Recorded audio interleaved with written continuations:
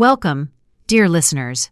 Before I open the door to this story, I ask just one thing: subscribe to the channel, hit that like button, and drop a comment telling me which city you're tuning in from. Your support keeps these heartfelt stories alive. Happy listening. It was one of those July days when the city seemed to melt under its own weight.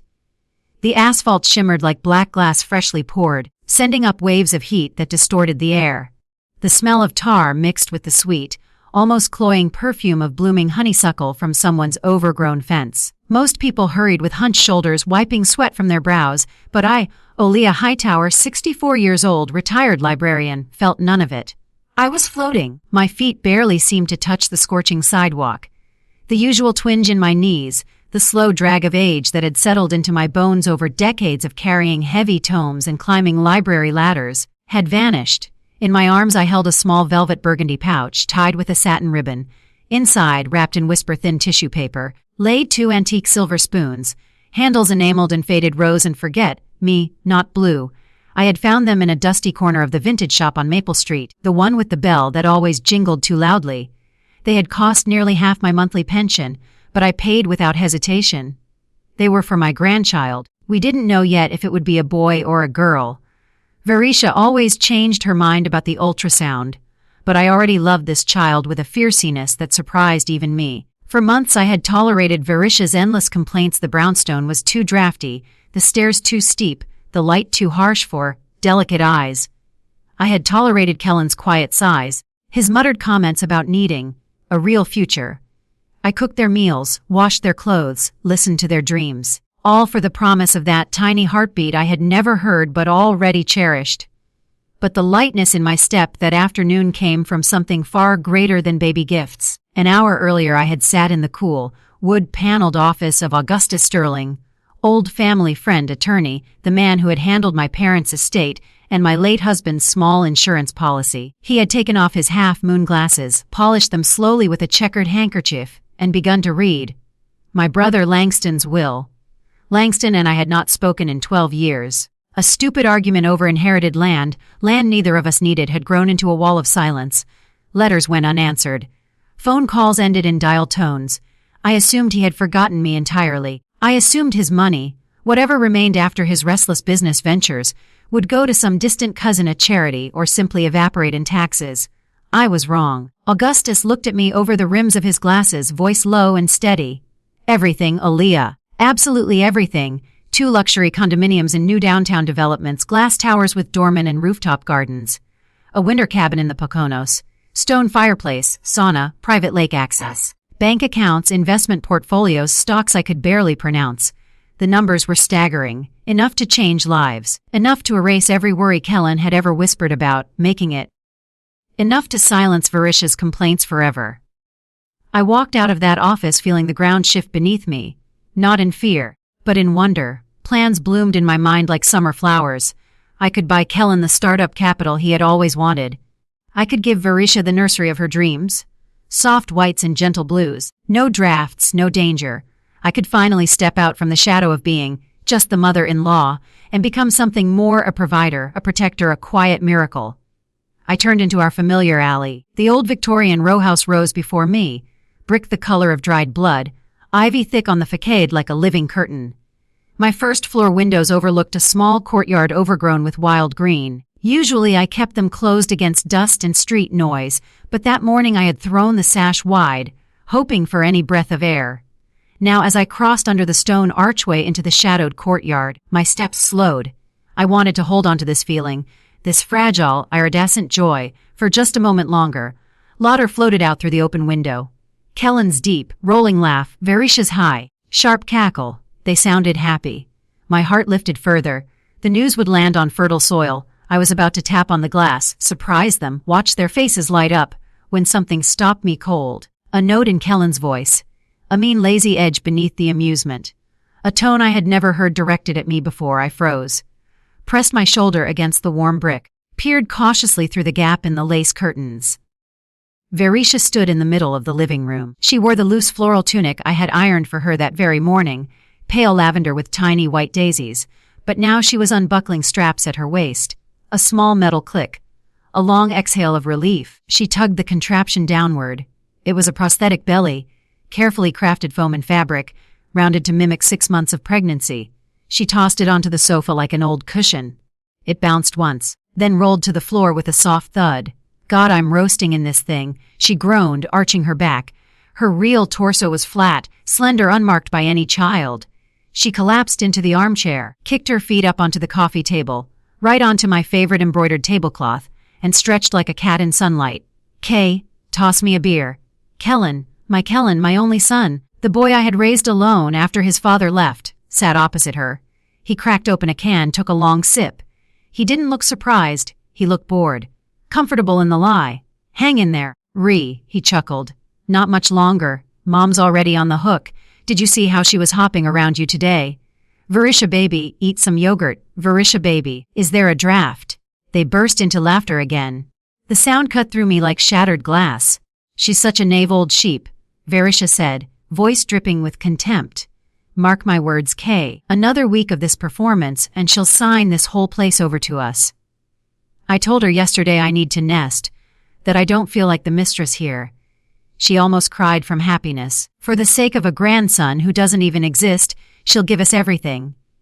And once the deed is in our names, we'll end this circus and ship her off to that old shack in the country. Kellen scratched his stomach lazily. Why not? Air's healthier out there. We'll gut this place, knock down walls, open it up, make it ours. The velvet pouch in my hands turned to lead. The spoons inside felt suddenly obscene, gifts for a future that had never existed. Inside my chest, something broke, not loudly, not with tears or screams, quietly, irreversibly. All the love I had stored for decades, the midnight feedings, the school projects, the nights I sat up worrying, drained away like water from a cracked jar. Only emptiness remained, cold, clear, transparent. I looked at my son's bloated face, at his shifting eyes. I looked at Varisha, predatory, satisfied, calculating. I saw strangers, parasites. They didn't just want the house. They wanted to mock me, to use my love as a ladder, my naivety as currency. For one burning second I wanted to smash the window, storm inside, scream until the walls shook. But the librarian in me, the woman who had hushed noisy children and enforced silence for 40 years, spoke instead. Anger is fire.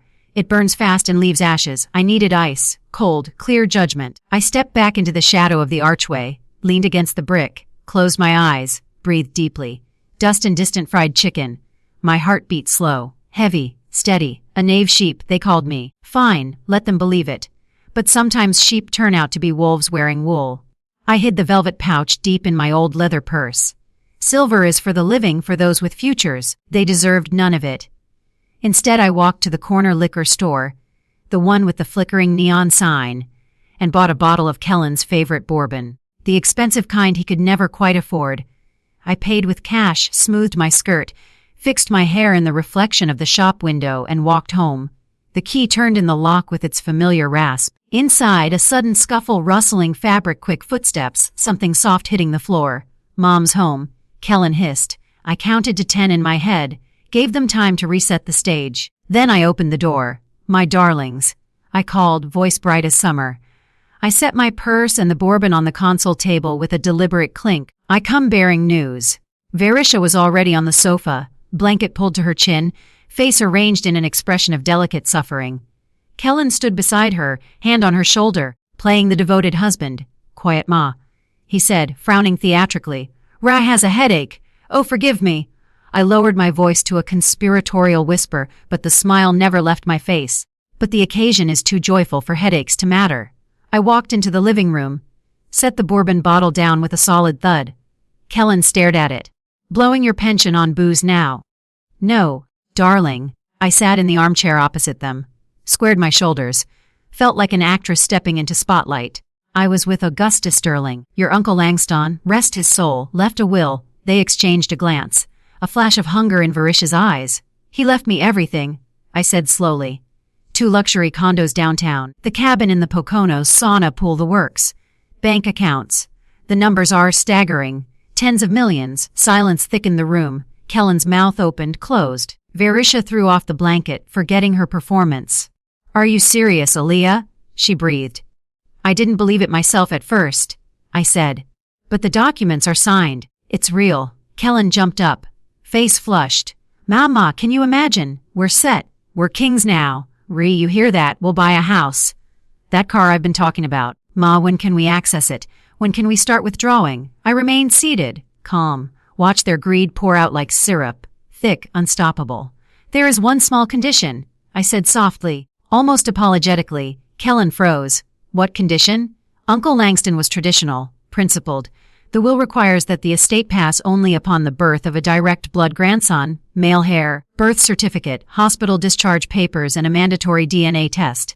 The assets are held in trust until then. I watched Varisha's color drain away like water down a sink. Yes? Darling, I continued, patting my knees. The money is frozen. But the timing is perfect. You're due in 3 months. We'll endure a little longer, but then, for the sake of our hair, we'll live like royalty. Their eyes met in panic, but they could say nothing. Confession would destroy everything. They needed a baby, and there was no baby. I rose briskly. Let's celebrate. I'll slice some lemon for the bourbon. You two think about the future. I walked to the kitchen. Behind me, the air thickened with dread. At the counter, I sliced lemons into paper, thin wheels. Sarju stung a small cut on my finger. The pain was sharp, real. Unlike the theater in the next room. Through the cracked door their whispers hissed like steam. What DNA test? Varisha's voice cracked with hysteria.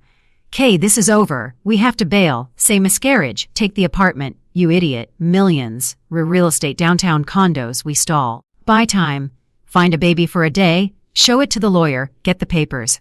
Then return it. Or say it died. I don't care. We're not walking away from this. I smiled at my reflection in the dark window. The hook was set. Greed is the strongest chain. I returned with a tray. Tea steamed in porcelain cups. Lemon fanned perfectly on a saucer. Well, my dears, I sang. From today, everything changes. Varisha, no more stress. I take all the chores. The health of the heir comes first. And so began their gilded torment. The next morning I started early. No more pizza. No delivery apps. I took Varisha's phone from her hand while the screen still glowed with takeout options. I read Langston's old medical books. I announced. For a strong boy, the mother needs bone broth, rich in collagen minerals. No salt. Salt causes swelling. I simmered beef knuckles for 6 hours. The smell of fat and marrow soaked into curtains, rugs, wallpaper. Varisha sat over her bowl, face green. Ma, I can't. It makes me sick. You must, darling.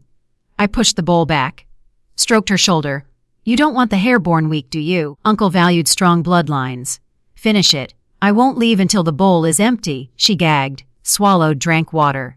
Ate. Because every nauseating sip brought her closer to phantom millions. Kellen tried to defend her once. I turned to him. Kellen, don't you think your window sales job takes too much time? Varisha needs you here. Massaging feet, reading aloud. The child should hear his father's voice. Ma, we need money. Money. I laughed gently. Soon we'll have so much you could buy the factory and close it. Quit. I'll give you an allowance from my pension. But you stay home. He resisted for 5 minutes. Next morning he called his boss. By cutting their income I made them utterly dependent. Every cigarette, every lipstick, every bus fare, they asked me, and every time I demanded receipts.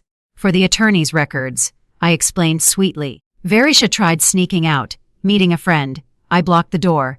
Flu epidemic, darling. Risk the air, stay home. I'll air the rooms. For 2 weeks I smothered them with care. I saw hatred grow in their eyes. Teeth grinding when I fluffed pillows, jaw clenching when I forced Tolstoy readings. But they endured. They waited for the prize. Then came the sewing. One Tuesday I returned with bags of natural fabrics. Pale yellow flannel, grassy green cotton, milky white muslin. Lace ribbons. Thread, no synthetics, I declared. No Chinese dyes. My grandson wears only what grandmother sews. Varisha tensed. Onesies are loose. No need. Stand up, darling. I pulled out measuring tape and pins. I need growth dynamics for the coming home outfit. She stood reluctantly. Wide tunic. Lift it. I need contours. I'm cold. Over the fabric then. I circled her like a hawk, pressed flannel to her belly, pinned. The pin sank into foam. Oops. Crooked. Repinned. I felt the unnatural hardness, the dry synthetic warmth. Strange. I murmured, palm flat against the bulge. So firm today. No kicking. Sleeping. Varisha held her breath. I took a long pin, turned her sideways, pressed fabric to her side, where padding met skin, and drove the point slightly lower. Ouch! She jerked. Forgive me. Hand slipped. Old age. She rubbed the spot. Rage flickered, then died. Millions were at stake. It's nothing, she hissed. I smiled. removed my hand. The lie clung to my fingers like damp rot. That night their whispers reached me through the walls. She suspects. We need a real baby. Baforums, junkies in maternity wards. Show it, get papers, return it. Say nanny lost it. I don't care. My last flicker of pity died. They weren't just liars. They were monsters. The next escalation was simple. Your prenatal clinic is terrible, I announced over breakfast. Inattentive, unsanitary, I called. Pulled your file. Incompetent. Verisha jumped. You had no right.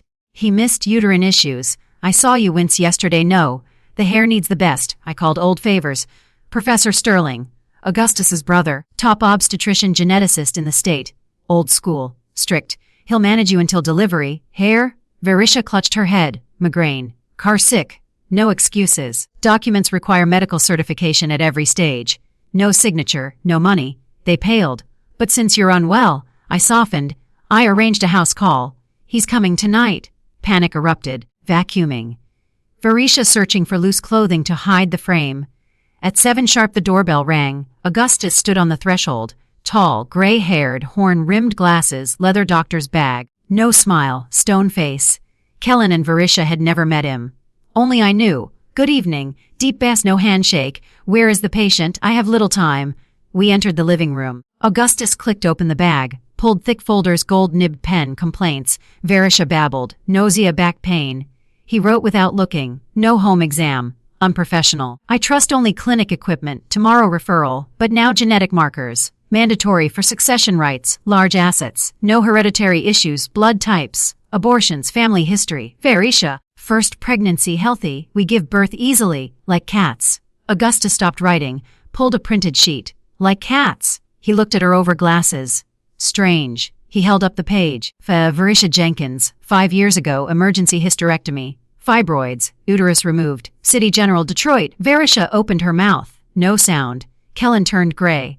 Rye. What does he mean? She shrieked. Identity theft? Fraudsters used my name.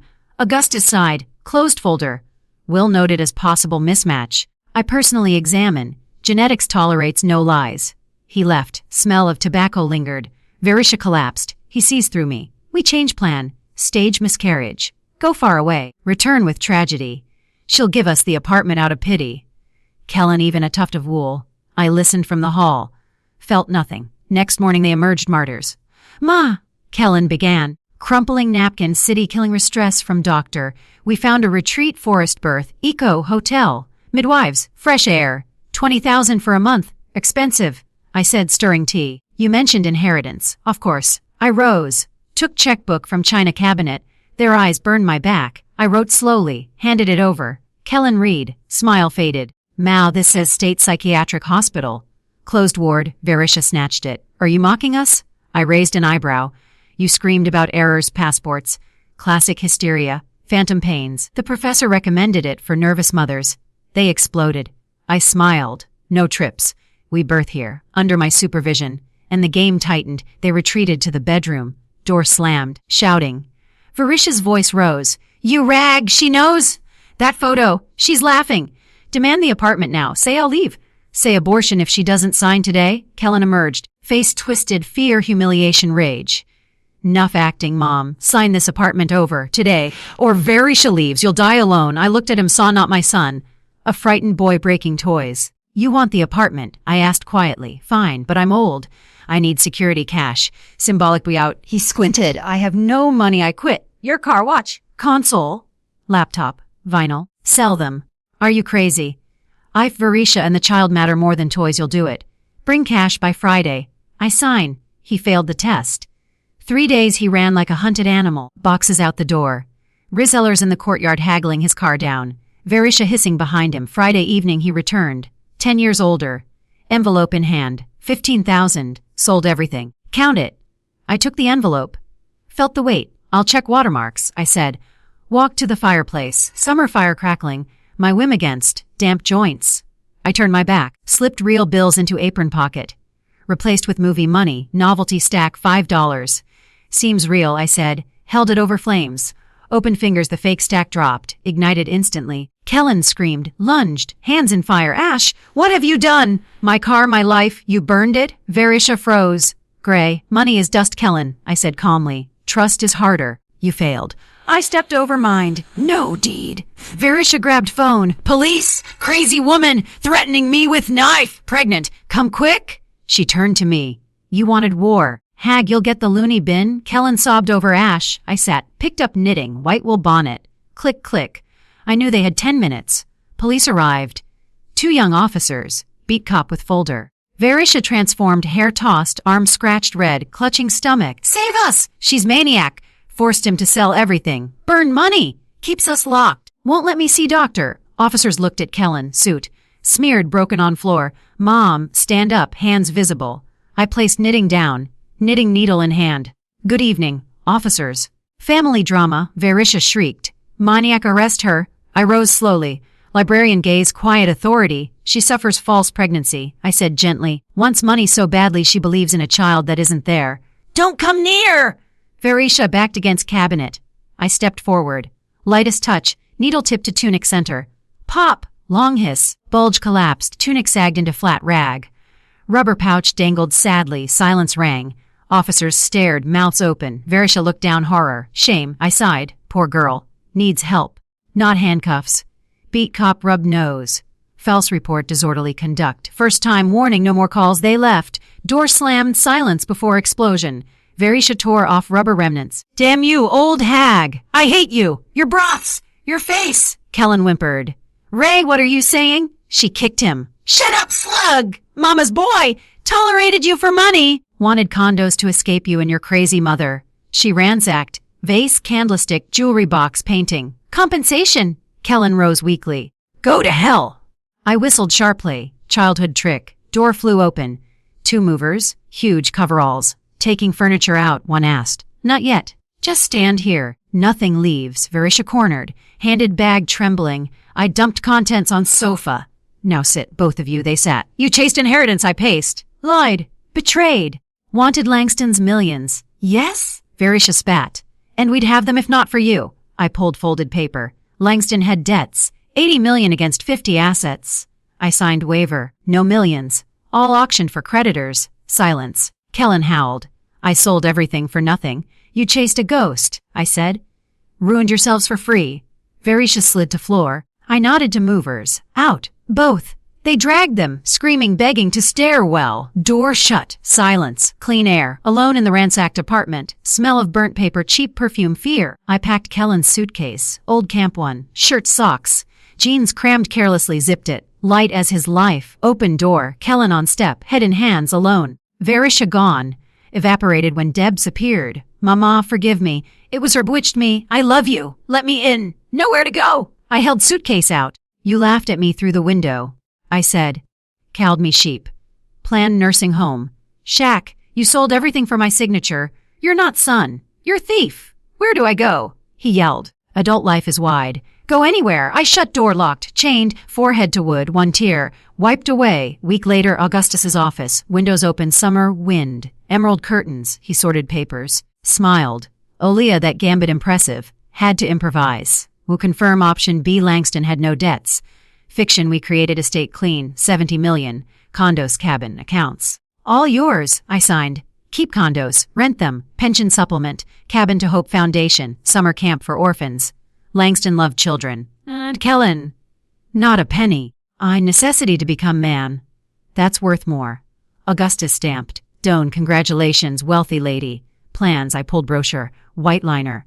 Turquoise Sea. Mediterranean cruise. 3 weeks. Barcelona. Mar single suite. Balcony. I walked into sunlight. Inhaled freedom. Aaliyah Hightower 64. Millionaire traveler. My own destiny. Life begins now. And so ends the story of Aaliyah Hightower.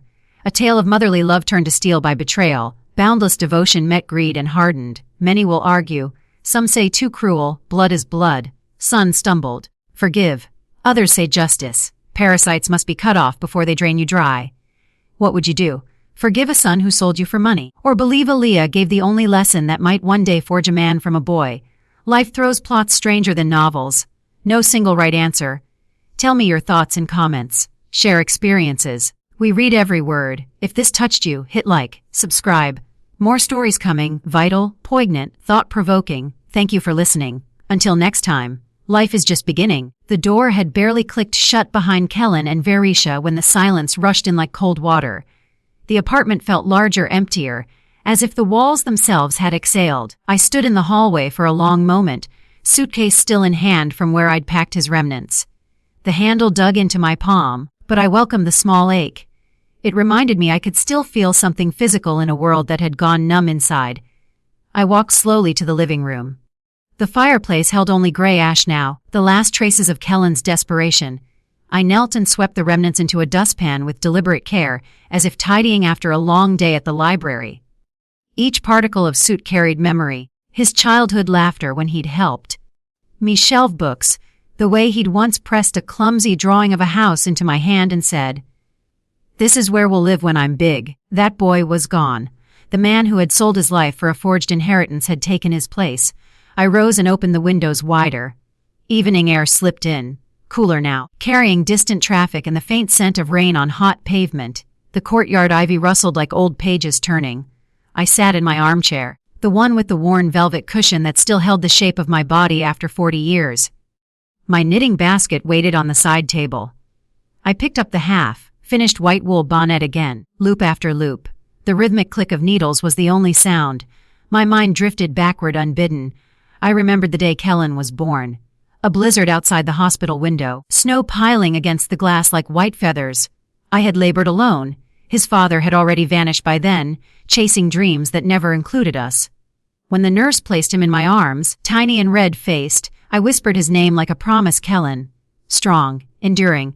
I had vowed then to give him everything I never had: security, education, love without condition. I gave him libraries instead of playgrounds, books instead of toys, quiet evenings reading aloud while the city roared outside. He grew tall, handsome, restless. He wanted more cars, businesses, flash. I understood. I never tried to guide. Verisha had come later. She arrived like a storm cloud. Beautiful, sharp-edged, always hungry. I saw the warning signs early. The way her eyes flicked over furniture, calculating value, the two sweet smiles that never reached her eyes. But Kellen loved her. Or thought he did. And I, fool that I was, believed love could redeem. Now, sitting here with wool in my hands, I understood the depth of my mistake. Love is not blind. It is willfully sightless when we refuse to see. I set the knitting aside, rose, walked to the china cabinet where Langston's old photographs stood in silver frames. One showed us as children, me 12, him 10, arms around each other on the porch of our parents' house. Another from years later, Langston in a suit, me in my librarian cardigan, the rift already beginning. I touched the glass. "You always knew people better than I did, brother," I whispered. "You saw through masks I never noticed." The inheritance had never been about money. Langston's will was his final gift, a mirror held up to those who claimed to love me. He had known, perhaps from his own lonely life, that greed reveals character faster than any confession. I closed the cabinet, turned off the lights one by one. The apartment settled into darkness, peaceful for the first time in months. Sleep came slowly that night. When it arrived, it brought dreams. Kellen small again, running through the courtyard calling, "Ma! Ma!" I reached for him, but my hands passed through air. I woke before dawn, heart pounding, the room still dark. I made tea, strong black, no sugar, sat by the window and watched the city wake. A new day, a new life. And somewhere out there, my son faced his first morning without lies to hide behind. The first week without them passed in strange quiet. No complaints about drafts. No delivery bags piling up. No fake groans from the sofa. I cleaned methodically, scrubbed the lingering smell of broth from the kitchen, aired out Varisha's perfume from the curtains, vacuumed ash from the rug. Each task felt like erasing their presence, layer by layer. Neighbors noticed. Mrs. Delgado from upstairs knocked with a plate of empanadas. "Everything all right, Aaliyah?" "Haven't heard the usual noise." I smiled thinly. "Family matters resolved. Quiet is a blessing." She didn't press. People rarely do when age grants you the armor of privacy. I went through Langston's papers again. Augustus had sent copies after our final meeting. The real figures stared back. 70 million, clean, no debts. The condos alone would generate enough rental income to live comfortably forever. The cabin, now donated, would soon host children who had never known summer camps. It felt right. Langston would have approved. But money is cold comfort at night. I found myself wandering the apartment, touching objects that had once belonged to Kellen. The dent in the wall from when he'd slammed a door at 16, the faint pencil marks on the kitchen doorframe tracking his height year by year. I measured myself against them now. Shorter, older, but standing straighter. One evening I sat with old photo albums, pages yellowed, edges curling, Kellen at 5 grinning with missing teeth. Kellen at graduation, cap crooked. Kellen and Varisha at their small wedding, her smile triumphant, his uncertain. I lingered on that last one. Had I seen it then? The calculation in her eyes. Or had I chosen not to? Regret is a heavy guest. It arrives uninvited, sits in your chest, and refuses to leave until you acknowledge it. I acknowledged it. I had enabled them. My endless giving had taught Kellen that love means surrender, that mothers exist to be used. I had never demanded respect, only offered it, and in doing so I had raised a man who believed the world owed him. But regret is not guilt. Guilt paralyzes. Regret teaches. I closed the album, walked to the mirror in the hallway, looked at the woman staring back, gray hair neatly pinned, eyes clear, lines etched by years of quiet endurance. Not a sheep, never again. The next day I booked the cruise. 3 weeks, single suite, balcony overlooking endless blue. I packed slowly. Bright dresses I had never worn, sun hats, the silver spoons, and now for myself, a reminder of what I had almost given away. I bought travel books on Rome, Marseille, Barcelona, read about ancient stones and sunsets over the Mediterranean. For the first time in decades, anticipation warmed me more than anger had. Meanwhile, whispers reached me through the grapevine. A mutual acquaintance mentioned seeing Kellen at a cheap diner downtown, alone, unshaven, applying for jobs behind the counter. Varisha had vanished, rumor said, to another city, another mark. I felt no triumph. Only a distant pity, like watching a stranger struggle in the rain. I did not reach out. Some lessons must be learned in solitude. The airport smelled of coffee and jet fuel. I wheeled my small suitcase through security, passport in hand, boarding pass crisp. No one to see me off, no one to wave from behind the barrier. Just me and freedom. The plane lifted smoothly. I watched the city shrink beneath me, the brownstone, the courtyard, the alley where everything had changed. It looked small from above, insignificant. The Mediterranean welcomed me with turquoise and gold. Barcelona first, Gaudi's impossible architecture, streets alive with music and laughter. I walked alone, slowly, letting the sun soak into my skin. I ate pala by the sea, drank sangria at dusk, listened to street guitarists until my heart remembered how to beat in rhythm again. Marseille next. Rougher, saltier. I wandered the old port, bought lavender sachets for the suitcase, stood at the edge of the water, and let the wind pull strands from my bun. For the first time in years, I felt invisible, not in the erased way of being taken for granted, but in the liberating way of being no one's burden. Rome was last. The Colosseum at sunset, vast, broken, enduring. I sat on stone steps, tourists chattering around me, and thought of empires that rise and fall, of families that do the same. I touched the silver spoons in my purse. They clinked softly, a small sound, a private victory. On the ship's balcony each night, I watched stars reflected in black water. I wrote letters I would never send, long, honest letters to Kellen, explaining not excuses, but truths. I burned them in the small metal bin provided for safety. Ashes to sea. I returned home changed, not softer, harder in the good ways, resilient, self-contained. The apartment greeted me like an old friend. I rearranged furniture, bought fresh flowers, opened windows to let light flood every corner. Life continued. Months passed, seasons turned. Winter came, then spring. I rented the condo's good tenants, quiet people. The income arrived monthly, steady as breath. I traveled again, smaller trips now, a weekend in the mountains, a week in a coastal town. I read voraciously, volunteered at the local library, found joy in small things. A perfectly brewed cup of tea, birdsong at dawn, the feel of old books under my fingers. Then, one rainy Tuesday, the doorbell rang. I opened it cautiously. Kellen stood there.